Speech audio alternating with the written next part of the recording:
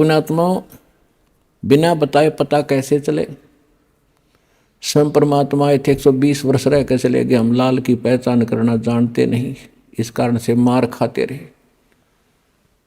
और एक तो कहना होता है, विद प्रूफ प्रूव करूंगा कि इस विषय में किसी के पास ज्ञान नहीं, किसी के पास समाधान नहीं, और कबीर जैसा भगवान नहीं, और इस परमात्मा के दास को जो प्राप्त है, कबीर परमात्मा का दिया हुआ ऐसा कोई ज्ञान नहीं।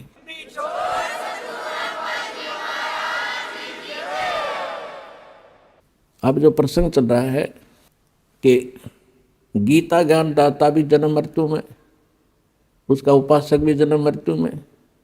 इसलिए गीता अध्याय नंबर 7 के श्लोक नंबर 12 से लेकर 15 में गीता ज्ञान दाता कहता है कि अर्जुन, इस 7वें अध्याय में आपको ऐसा ज्ञान बता दूंगा कि फिर कुछ भी जानना शेष नहीं रहेगा। इसमें क्या बताया है कि तीनों गुणों से जो हो रहा है, रजगुण ब्रह्मा से, सतगुण विष्णु से, तमगुण शिव जी से।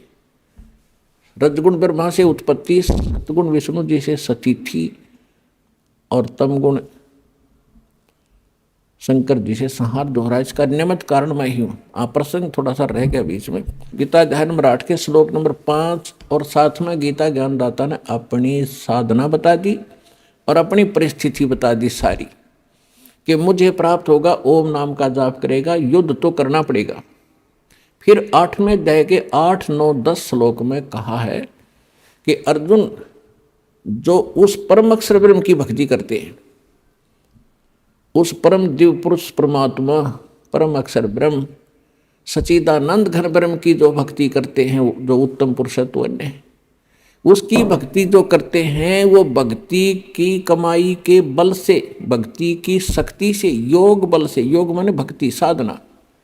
योग का अर्थ ये नहीं है कि सिर पदम लगा कर बैठ जाए आंखें बंद करके, या ऊपर न पैर कर लिए अटपट, ये योग नहीं है। योग का अर्थ होता है जोड़, आत्मा का परमात्मा से मिलन करना, ये भक्ति क्रम कहलाता। तो योग माने भक्ति भी होती है, कि भक्ति योग के बल से, साधना के बल से, भक्ति की कमाई की शक्ति से उस परमात्मा के पास चला जाता है, और मेरी साधना करने वाला मुझे प्राप्त होता है। अब उस परमात्मा की भक्ति का उन्होंने मंत्र बता दिया 17वें अध्याय के 23वें श्लोक में, सांकेतिक। ओम तत् सत इति निर्देश ब्रह्मण तिर्विद समर्थ है, यानी सच्चिदानंद घन ब्रह्म के पाने का 3 मंत्र का जाप है, नथिंग एल्स, इसके अतिरिक्त कुछ नहीं। ओम ब्रह्म का, सरपुरुष का। अब फिर आइए गीता अध्याय नंबर 15 के श्लोक नंबर 16 और 17 पे। इसमें 3 पुरुष हैं, एक सरपुरुष, एक अक्षर पुरुष, और तीसरा जो आपको सिद्ध कर दिया 8वें अध्याय के 3रे श्लोक से, परम अक्षर ब्रह्म कहो, परम अक्षर पुरुष कहो। तो ओम जाप है ब्रह्म का, सरपुरुष का, जो 21 ब्रह्मांड का स्वामी है, और जो तत् है, ये है अक्षर पुरुष का, जो 7 संग ब्रह्मांड का स्वामी है, जिसको पर ब्रह्म, नेक्स्ट ब्रह्म भी कहते हैं। ये सांकेतिक है, ये इस दास के पास है, कोड वर्ड है ये। और सत भी कोड वर्ड है, सांकेतिक शब्द है।